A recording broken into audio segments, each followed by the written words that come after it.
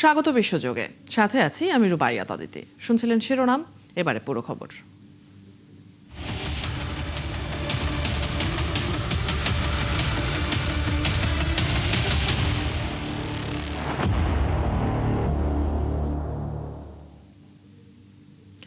অবশেষে হরমুজ প্রণালী পুরোপুরি খুলে দেওয়ার শর্তে ইরানের সাথে 2 সপ্তাহের যুদ্ধবিরতিতে রাজি হয়েছেন মার্কিন প্রেসিডেন্ট ডোনাল্ড ট্রাম্প।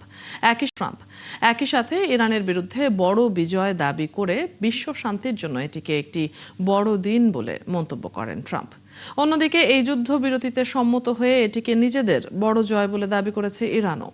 এরই মধ্যে ইসরায়েলও যুক্তরাষ্ট্রের সাথে একমত হয়ে ইরানে হামলা চালানো থেকে বিরত থাকবে বলে জানিয়েছে। কিন্তু লেবাননে হিজবুল্লাহর হামলা অব্যাহত রাখার ঘোষণাও দিয়েছে ইসরায়েল। সৃষ্টি ঘটকের রিপোর্ট। অবশেষে এলো প্রতীক্ষিত সেই যুদ্ধবিরতির ঘোষণা। মার্কিন প্রেসিডেন্ট ডোনাল্ড ট্রাম্প ইরানে 2 সপ্তাহের যুদ্ধবিরতির ঘোষণা করার পর তেহরানের রাস্তায় আনন্দ উল্লাসে মেতে ওঠেন ইরানিরা। যুদ্ধে নিজেদের ঐতিহাসিক বিজয় অর্জনের দাবি করেছে ইরানের সুপ্রিম ন্যাশনাল সিকিউরিটি কাউন্সিল। বুধবার এক বিবৃতিতে দাবি করা হয়েছে, আনুষ্ঠানিক আলোচনার আগেই 10 দফার একটি প্রস্তাব যুক্তরাষ্ট্রকে মানতে বাধ্য করেছে ইরান। এতে ভবিষ্যতে আগ্রাসন না চালানোর নিশ্চয়তা, হরমুজ প্রণালীর ওপর ইরানের নিয়ন্ত্রণ অব্যাহত রাখা, নিষেধাজ্ঞা শিথিল করা, অঞ্চলটি থেকে মার্কিন বাহিনী প্রত্যাহার করা সহ নানা শর্ত রাখা হয়েছে। এর আগে মার্কিন প্রেসিডেন্ট ডোনাল্ড ট্রাম্প জানান, ইরান যদি হরমুজ প্রণালী আবারও সম্পূর্ণভাবে খুলে দেয় তাহলে যুক্তরাষ্ট্র ও ইরানের মধ্যে 2 সপ্তাহের জন্য যুদ্ধবিরতি থাকবে। ইরানকে বেঁধে দেওয়া সময়সীমা আরও 2 সপ্তাহ বাড়াতে পাকিস্তানের প্রধানমন্ত্রী শাহবাজ শরীফের আহ্বানের পর নিজের এই অবস্থানের কথা জানিয়েছেন ট্রাম্প। এ সময় দিনটিকে বিশ্ব শান্তির জন্য সবচেয়ে বড় দিন বলেও উল্লেখ করেন তিনি। ট্রাম্পের যুদ্ধবিরতির ঘোষণার পরপরই 2 সপ্তাহের যুদ্ধবিরতিতে সম্মত হয়েছে ইসরায়েলও। হোয়াইট হাউসের একটি সূত্র ইসরায়েলের চ্যানেল 12কে জানিয়েছে, ইরান হরমুজ প্রণালী খুলে দিলেই যুদ্ধবিরতি কার্যকর হবে। কিন্তু আপাতত গোলাগুলি বন্ধ রাখার জন্য প্রতিরক্ষা দপ্তরে কোনো নির্দেশনা নেই বলেও জানা যায়। তবে ইসরায়েলের প্রধানমন্ত্রী বেনিয়ামিন নেতানিয়াহু বলেছেন, যুদ্ধবিরতিতে তারা ইরানে হামলা বন্ধ রাখলেও এ চুক্তি লেবাননের ক্ষেত্রে প্রযোজ্য হবে না। পাকিস্তানি মধ্যস্থতাকারীরা দাবি করেছিলেন, এই যুদ্ধবিরতি লেবাননের ক্ষেত্রেও কার্যকর হবে, তবে ইসরায়েল সেই দাবি নাকচ করে দিয়েছে।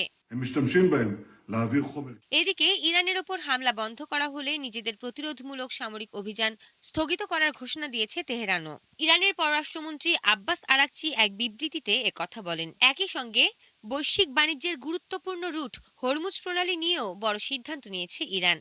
পররাষ্ট্রমন্ত্রী বলেন, আগামী 2 সপ্তাহের জন্য হরমুজ প্রণালী দিয়ে নিরাপদ যাতায়াত সম্ভব হবে, তবে এক্ষেত্রে ইরানের সশস্ত্র বাহিনীর সঙ্গে যথাযথ সমন্বয় করতে হবে এবং কারিগরি সীমাবদ্ধতাগুলো বিবেচনায় রাখতে হবে।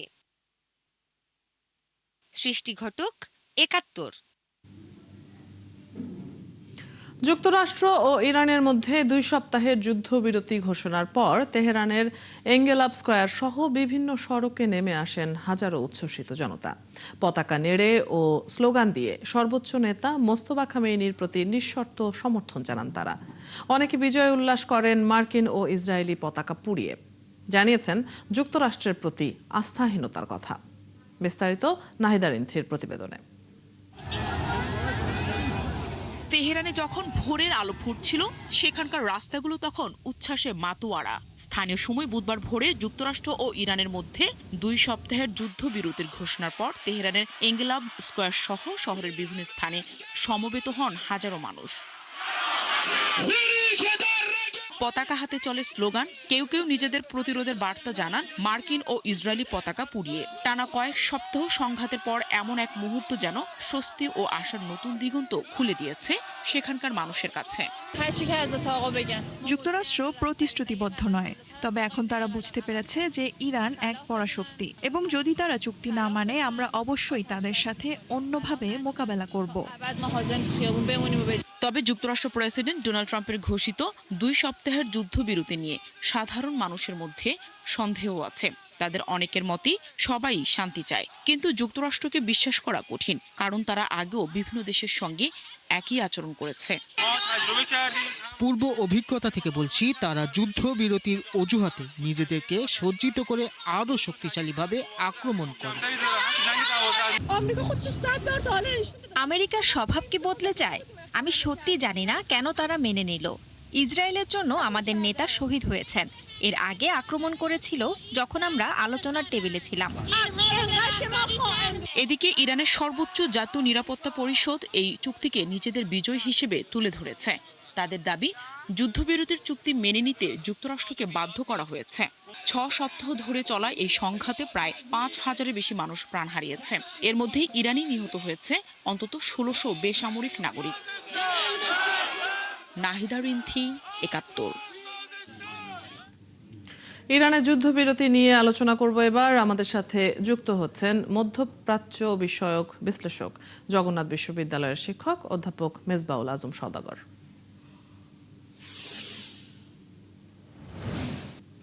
আপনাকে স্বাগত জানাচ্ছি সংবাদ সংযোগে। হঠাৎ করে কেন এখন যুদ্ধবিরতিতে রাজি হলো যুক্তরাষ্ট্র এবং ইসরায়েল? এই যুদ্ধবিরতি কি শুধু কৌশলগত বিরতি নাকি বাস্তব শান্তির ইঙ্গিত?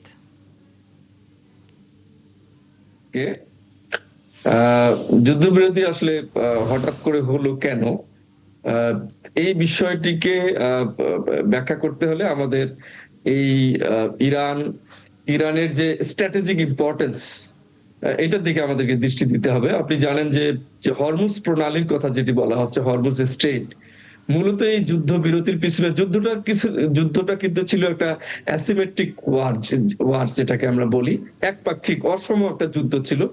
সেই যুদ্ধে ইরান তার কৌশলগত দিকটাকে ব্যবহার করেছে। সামরিক দিক থেকে ইসরায়েল এবং আমেরিকার সমকক্ষ ইরান মোটেও নয়, এবং আপনি জানেন যে ইরানে ব্যাপক ক্ষয়ক্ষতি করেছে।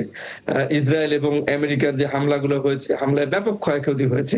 কিন্তু এই অ্যাসিমেট্রিক ওয়ারে ইরান যে তার ভৌগোলিক স্ট্র্যাটেজিক যে বিষয়টা, সেটাকে যে ব্যবহার করেছে, সেটির প্রমাণ আমরা সুস্পষ্টভাবে এখন পেলাম।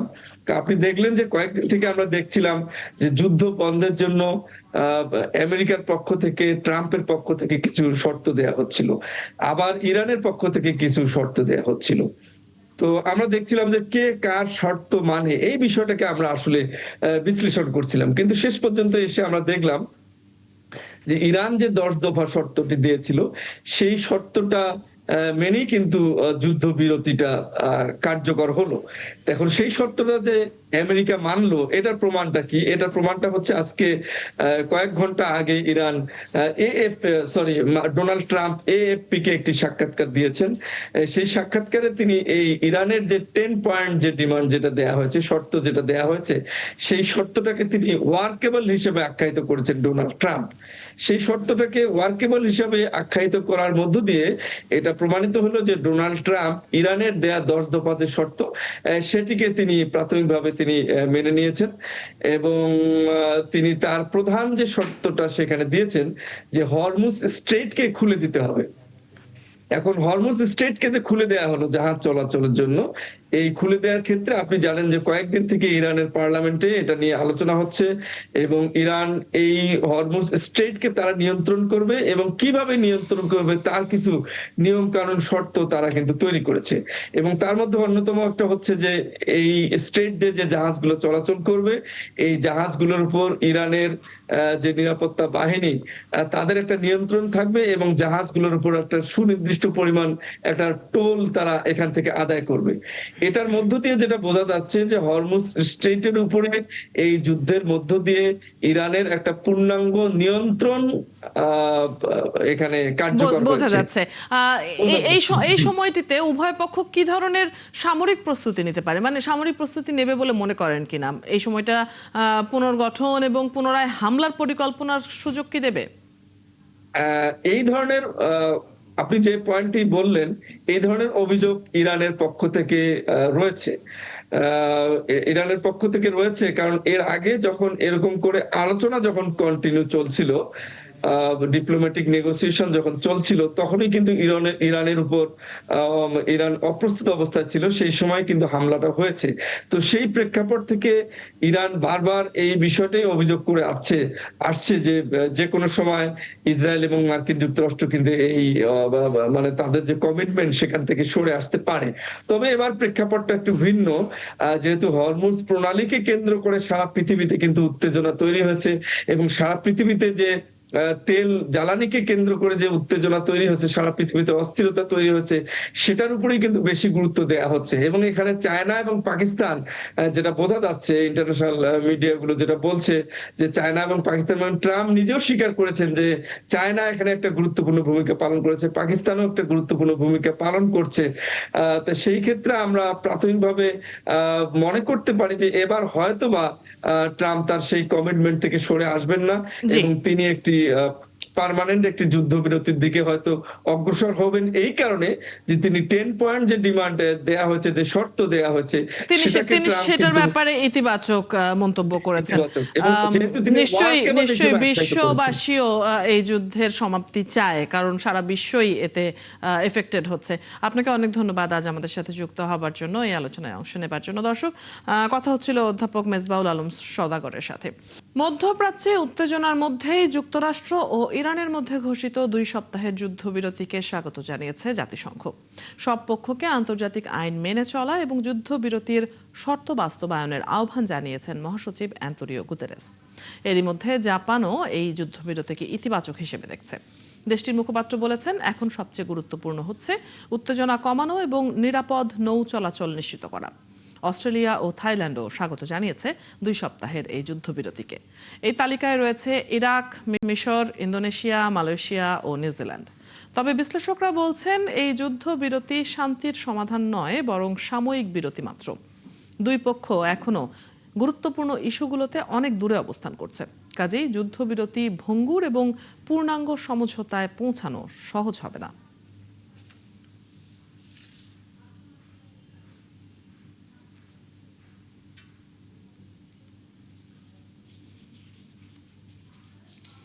লেবাননের বন্দর নগরী সিডনে ইসরায়েলের বিমান হামলায় অন্তত 8 জন নিহত, আহত হয়েছে আরও 22 জন। স্থানীয় সময় বুধবার দেশটির স্বাস্থ্য মন্ত্রণালয় এই তথ্য জানিয়েছে। আইডিএফ মূলত একটি ক্যাফেকে লক্ষ্য করে এই হামলা চালিয়েছে। ঘটনাস্থলে ধ্বংসস্তূপের নিচে এখনও বহু মানুষ, আর উদ্ধার কাজ চালিয়ে যাচ্ছে দমকল বাহিনী ও জরুরি সেবাকর্মীরা। এদিকে যুক্তরাষ্ট্রের প্রেসিডেন্ট ডোনাল্ড ট্রাম্প মঙ্গলবার ইরানের সাথে 2 সপ্তাহের একটি যুদ্ধবিরতিতে সম্মত হওয়ার পর ইসরায়েলও এই যুদ্ধবিরতিতে সম্মত হয়েছে। পাকিস্তানের প্রধানমন্ত্রী শাহবাজ শরীফ জানান, এই চুক্তির অংশ হিসেবে লেবাননেও ইসরায়েলের সামরিক অভিযান স্থগিত থাকবে।